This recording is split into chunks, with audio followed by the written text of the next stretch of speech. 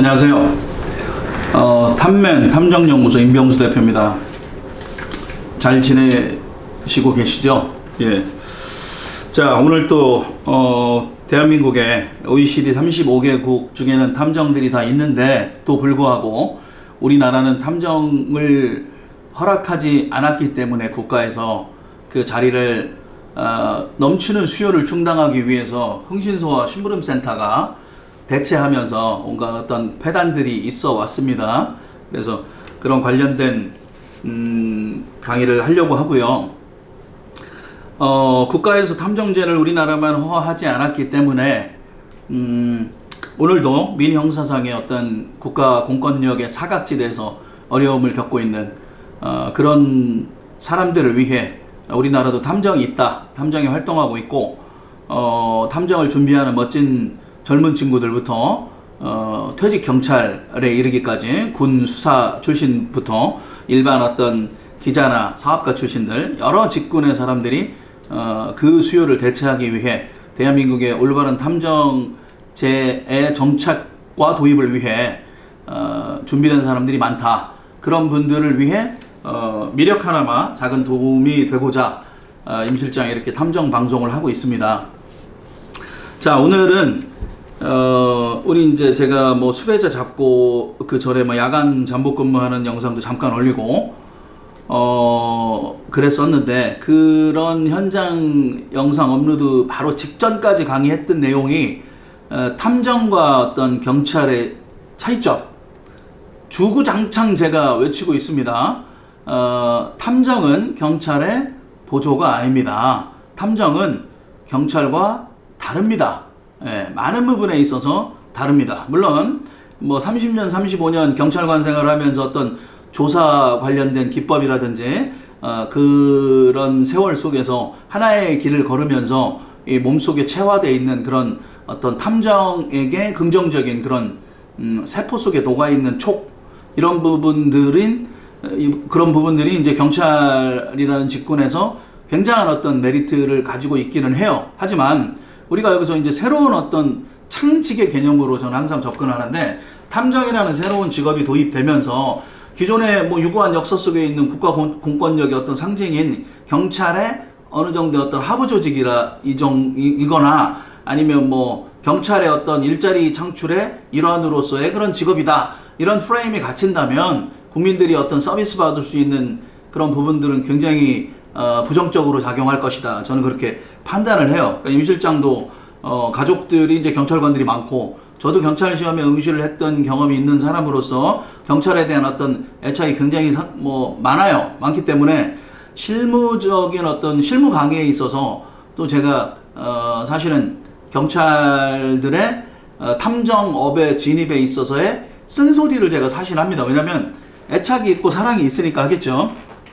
근데 이제 팩트는 탐정과 경찰의 어떤 뭐 공통적인 부분이 없진 않지만 어떤 직군보다도 검증되어 있는 그런 능력을 입증할 수 있는 직업이 경찰이긴 하다. 하지만 경찰과 탐정은 상당 부분 굉장히 많이 다른 직업이다 라는 부분을 강조를 했어요. 그래서 이 썸네일도 그 강의 영상에 보면 경찰과 탐정의 차이점을 말씀드리면서 썸네일 제목이 탐정 과연 경찰 출신이 잘할까? 뭐 이런 썸네일의 어떤 타이틀을 제가 가지고 강의를 했었어요.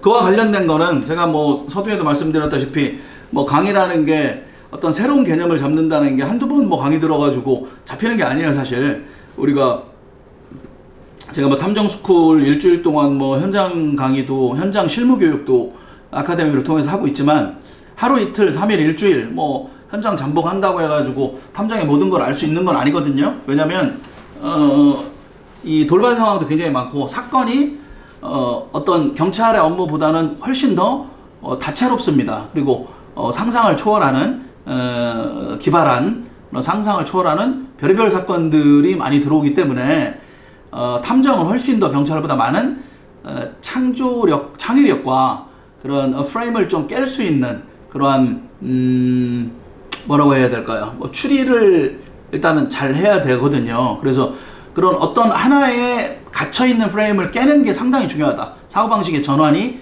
상당히 중요하다. 왜? 의뢰인은 본인이 하다 안 되니까 탐정한테 의뢰를 하는 거거든요. 일단 이런 일이 벌어졌으니까 경찰에 신고해. 이런 일이 벌어졌으니까 탐정에 의뢰해. 이런 개념하고 좀 달라요. 경찰은 경찰에 신고하는 게 돈이 들지 않아요. 돈이 들지 않기 때문에 어떤 어려움이 겪으면 그냥 경찰에 신고하는 거는 괜찮아요. 그냥 누구나 다 할 수 있습니다. 그죠? 하지만 탐정은 보세요. 탐정 경영입니다. 탐정은 업입니다. 민간조사 업이고 어떤 비용이 들어간단 말이에요. 우리가 변호사를 선임하듯이. 변호사를 선임비를 우리가 뭐 300이든 500이든 뭐 400이든 지불하고 나서 승소하지 못하고 패소하는 경우도 있어요. 그죠? 어쨌든 비용이 들어가기 때문에 변호사를 선임하는 데 있어서 잘하는 변호사인지 어떤 전문적인 변호사인지 능력 있는 변호사인지 이런 부분들을 판단합니다. 변호사 입장에서 볼 때는 정말 많은 변호사들 중에서 이제 선택을 받는 거죠. 그러니까 변호사 시장도 이제 곧 외국 뭐 로펌에게 다 이제 개방이 돼요. 곧. 그렇기 때문에 많은 경쟁력을 변호사들도 준비를 해야 돼요. 바꿔 얘기하면 나라에서 날짜 딱 되면 월급 꼬박꼬박 주고 연금 뭐 정년 보장해주고 죽을 때까지 연금 주는 그런 업이 아니라고요. 탐정은. 탐정은 사업입니다. 사업이기 때문에 의뢰인의 의뢰를 받아서 의뢰인의 의뢰를 받는다는 건 뭐예요? 돈을 받는다는 거예요. 돈을 받고 그 사람이 고객이 원하는 어떤 니즈가 있을 거 아니에요. 그죠? 거기에 맞춰서 본인이 해줄 수 없는 부분들을 탐정이 어떤 기상천외한 방식이 됐든 어떤 합법적인 한도 안에서 최대한의 어떤 창의력을 발휘해서 행동력과 함께 그런 부분들을 모두 다 의뢰인과 혼연일체가 돼서 그런 어떤 문제를 해결해 줄 수 있는 에이전트, 조력자의 개념이기 때문에 그러면서 동시에 사업이란 말이에요. 탐정업입니다. 그렇기 때문에 우리가 어떤 공무원들의 어떤 그런 딱 박혀있는 프레임을 가지고 또 정해져 있는 매뉴얼대로 문제를 해결하는 게 아닙니다. 그렇기 때문에 그런 일단은 창의력이 굉장히 중요하다. 그래서 탐정과 경찰의 차이점을 제가 누차 강조하지만 또 앞으로도 굉장히 많이 강조를 할 것이다. 자, 제가 이제 방송 시작하면서 말씀드린 대로 뭐 탐정의 개념을 잡는 데서도 종종 말씀을 드렸습니다. 그래서 오늘은 탐정과 우리가 익히 이제 알고 있는 흥신소와의 차이점을 좀 정리를 하려고 해요. 예, 하려고 하고 요것도 일단 이제 좀 영상을 길게 하지 않고 좀 짧게 좀 나누어서 진행을 할 거고요. 자, 탐정의 개념을 잡는 것과 같은 맥락이에요. 자, 제가 이제 어제도 우리 그 PIA 민간조사, 대한민간조사 협회에 가서 실무 지도교수를 제가 하고 있는데 가서 이제 강의를 하면서 첫 질문 항상 이렇게 드려요. 여러분, 탐정하면은 가장 떠오르는 비슷한 직업이 어떤 겁니까? 라는 질문을 꼭 드립니다. 드리면, 어떤 수강생분들은 경찰이요 이렇게 대답을 하고 어떤 수강생은 어제 같은 경우에는 흥신소요 이렇게 대답을 하는 거예요. 자, 맞습니다. 탐정과 가장 가까이에 있는 직업은 경찰과 흥신소라고 판단할 수가 있죠. 자, 이제 오늘은 흥신소와 탐정의 어떤 포커스를 맞춰가지고 제가 좀 깊이 파고 들어가 보겠습니다. 자, 탐정이라는 사전적인 의미를 여러분 이제 인터넷에 한번 쳐보시면 백과사전도 한번 뒤져보시고, 자, 탐정이라는 한자어는 사실 일본에서 왔어요. 역시. 자, 흥신소라는 말도 일본에서 온 거고, 탐정이라는 말은 일본에서 쓰는 말의 한자를 그대로 한국말로 옮긴 게 탐정입니다. 사실은 탐정보다는 우리나라는 역사적으로 세작이라는 표현을 썼어요. 세작 또는 사전적인 의미로 염탐꾼 또는 뭐 스파이, 간첩 또는 뭐 전쟁 중에는 밀정 이런 말들을 씁니다. 뭐 영어 제목으로도 많이 나왔었죠. 바꿔 얘기하면 일본이라는 나라에서 탐정이라는 용어 자체가 한자를 통해서 들어오기 너무너무 오래 전부터 우리나라에는 역사적으로 탐정이 존재했다. 그런 말씀을 일단은 드리고 싶습니다. 탐정의 역사입니다. 자, 나라의 왕이 국가를 통치하는 데 있어서 외놈들이 우리나라를 쳐들어올지 뭐 원나라가 우리나라를 쳐들어올지 불안하지요. 불안하기 때문에 알고 싶지요. 그렇기 때문에 일단 고민하다가 거기 어떤 첩자를 보낼 수가 있지요. 그냥 보낼 수가 없습니다. 그 사람 그 신분대로 가지 않지요. 보통 뭐 보부상이 됐든 장사꾼이 됐든 어떤 뭐 특별한 직업 신분 세탁을 한 후에 탐정을 이제 접진해 보냅니다. 그래서 그 사람이 하는 역할은 가서 싸우는 것도 아니고 뭐 거기 가가지고 전쟁을 일으키는 것도 아니에요. 단순한 사실 확인 조사를 지령을 받고 가서 적진에 들어가서 파악해 오는 것이 탐정의 업무입니다. 자, 그렇다면 오늘날에 뭐 왕이 아니더라도 또 뭐가 있을까요? 기업인이 있다. 내가 이제 사업을 하는 사장입니다. 근데 경쟁업체는 굉장히 승승장구하고 굉장히 잘 나가요. 그리고 우리가 생각하지도 못했던 어떤 기술 개발을 해내서 잘 나갑니다. 근데 그 경쟁 회사와 우리가 경쟁하지 않을 수가 없어요. 비즈니스맨은. 자, 우리 회사에서 일하고 있던 직원이 어느 날 갑자기 사퇴를 했는데 비슷한 업무를 취급하는 관련된 상품이 경쟁회사에 출시가 됩니다. 이런 뭔가 좀 냄새가 나는 상황이 벌어질 수가 있어요. 그러면 부랴부랴 산업 스파이를 찾아내는 활동을 기업 CEO는 합니다. 근데 중요한 거는 자, 그러한 일이 있기 전에 미리미리 동태를 좀 파악을 해서 좀 더 앞서 나간다면 그러면 훨씬 더 많은 성공의 확률을 보일 수가 있겠죠. 제가 이제 뭐 영어학원 14년을 했던 사람인데 강의하면서도 아이들한테 중고등학생들을 가장 이제 많이 다루다 보니까 그런 얘기를 했어요. 자, 영어를 가르치지만 역사 얘기도 나오고 정치 얘기도 나오고 했던 거 이런저런 거를 제가 많이 가르쳤어요, 아이들한테. 자, 우리나라가 일본한테도 침략을 받고 청나라한테도 침략을 받고 뭐 많이 침략을 받았어요, 그죠? 자, 침략을 받는다의 반대말이 침략을 안 받는다입니까? 제가 이제 어제 강의할 때도 이 얘기를 말씀드렸는데, 자, 침략을 받는다의 반대말은 침략을 안 받는다입니까? 자, 보세요. 침략을 받는다의 반대말은 침략을 하는 겁니다.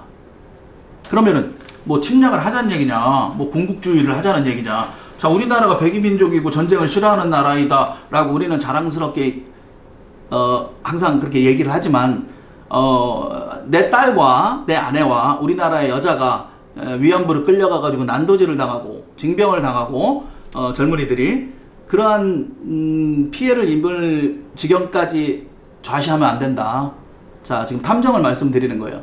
보다 많은 우리가 산업 스파이나 어떤 일이 벌어졌을 때 우리의 어떤 자국권을 행사하는 데 있어서 탐정으로 대부분 접근을 합니다. 하지만 우리나라의 어떤 역사관하고도 좀 맞물린다고 저는 생각을 해요. 이 탐정은 우리나라에서 이렇게 생각하셔야 돼요. 뭐 보다 좀 공격적이고 적극적이고 훨씬 더 능동적이고 진취적인 그런 역사 사관을 가지고 탐정 회사를 국가는 키워야 될 의무를 가지고 있습니다. 물론 이제 국정원이라는 국가 조직도 있죠. 근데 국정원이라는 국가 조직도 있지만 국가 공권력의 조직 체계와 일반 어떤 기업, 대기업의 어떤 업무 효율 시스템은 차이가 날 수밖에 없습니다. 우리가 뭐 과천 정부청사에서 근무하는 뭐 어떤 과장님의 업무 효율성과 삼성, LG, 뭐 이런 현대 이런 어떤 대기업, 글로벌 기업의 부장님과의 어떤 업무 효율성은 다를 수밖에 없다. 그분들의 개인의 능력을 말씀드리는 게 아닙니다. 자, 어쩔 수가 없는 조직 시스템의 특성상 기업은 국가를 효율성의 면에서 추월할 수밖에 없습니다. 여러분들도 뭐 많이 들어보셨잖아요, 그죠? 자, 우리나라도요 국정원이라는 조직이 있습니다. 대한민국에 들어오는 탈북자에 대해서도 관리하고 또 국가의 어떤 뭐 안위를 위해서 많은 정보들을 수집을 하고 이런 거에서 대부분 이제 끝나는 경우도 물론 있지만 우리가 적극적으로 우리나라의 안보를 조금 더 긍정적이고 공격적으로 적국 또는 주변 국가의 정보와 첩보를 수집하는 데 있어서 훨씬 더 능동적으로 대처할 필요가 있다. 대처라는 표현보다도 훨씬 더 공격적인 어떤 경영을 할 필요가 있다. 저는 그렇게 생각을 하고요. 이제 탐정제가 도입이 되면 그러한 글로벌한 탐정 회사도 많이 생길 것이고 또 국가와 함께 공조해서 뭐 제가 이제 뭐 이후에 또 한번 말씀을 드리겠지만 우리나라의 어떤 들어오는 탈북자 문제라든지 중국이나 이런 데로 빠져나가는 그들의 어떤 범죄에 노출되는 인권 관련된 문제 그런 부분들에 대한 적극적인 국가로서의 어떤 대체 방안이 필요하다. 그러려면 탐정회사를 세계적인 탐정회사, 유능한 탐정회사, 정말 멋진 탐정들을 키워야 할 의무를 국가는 가지고 있다. 예. 법제화가 문제가 아니고 법제화 이후에 그 다음 거가 제가 말씀을 드리는 거예요. 그래서 제가 강의를 하면서도 국선 탐정 제도도 도입해야 된다. 뭐 여러 가지 제가 말씀을 드렸습니다. 자, 탐정이라는 제도를 도입을 하면서 내가 내 거를 지키는 데에서 끝나는 게 아니고 다른 나라를 우리가 앞서 나갈 수 있는 그런 공격적인 첩보 수집, 정보 수집에 그러한 일원으로서 탐정을 많이 활용을 해야 된다. 왕이 다른 국가의 어떤 상황을 미리미리 파악해야 되고 조금 더 앞서져 나가서, 그리고 기업이 경쟁회사 또는 세계적인 어떤 해외 기업들 상대로도 우리는 많은 첩보 활동을 벌여야 한다. 자, 미중 무역 전쟁이라는 얘기 요즘에 많이 들어보셨을 겁니다. 자, 중국은 미국에 대해 어마어마한 산업 스파이, 국가 스파이를 현재도 보내고 있고 과거에도 보내왔고 앞으로도 많이 보낼 것입니다. 그러면 우리나라는 하셔야죠, 당연히. 그죠? 하셔야 됩니다. 자, 우리가 이제 뭐 어렸을 때 싸움할 때 뭐 선방 치는 사람이 이긴다 이런 말도 쓰고, 공격이 최선의 방어다 이런 말도 씁니다. 자, 뭔가 적극적인 그런, 우리가 전쟁을 하자는 게 아니잖아요. 그죠? 미리미리 적국 또는 경쟁 회사에 대한 탐지를 공격적으로 운영할 필요가 있다. 탐정을 육성해서. 자, 탐정은 스파이, 염탐꾼, 세작 이러한 말들로 불리우면서 우리나라에도 굉장히 많은 역사를 가지고 있다. 그러한 정통성을 가지고 있다. 하지만 일제 침략 이후에, 해방 이후에 이제 흥신어법에 관련된 그런 이제 제도화를 하면서 일본 거를 그대로 카피했다. 이런 부분들을 우리 어떤 탐정의 역사를 통해서 계승해서 좀 체계화시켜서 보다 공격적으로 우리 광개토대왕이 중국 대륙을 호령했듯이 그런 적극적인 탐정 육성과 탐정 회사의 지원, 그리고 탐정에 관련된 그러한 운영 방안이 꼭 필요하다. 자, 흥신소와 탐정의 차이점을 말씀드리기 전에 어떤 탐정의 개념과 필요성에 대한 국가적인 차원에서 말씀까지 지금 드렸습니다. 뭐 어떤 특별한 이유가 있으니까 이렇게 말씀을 드리겠죠. 자, 이어서 제가 이제 구체적으로 이 대한민국의 탐정제를 도입하지 않음으로써 이 자리를 흥신소가 대체하게 나눴던 그런 내용들, 그리고 탐정과 흥신소의 확실한 차이점에 대해서 이 다음 영상에서 다시 한번 또 이어가겠습니다. 감사합니다.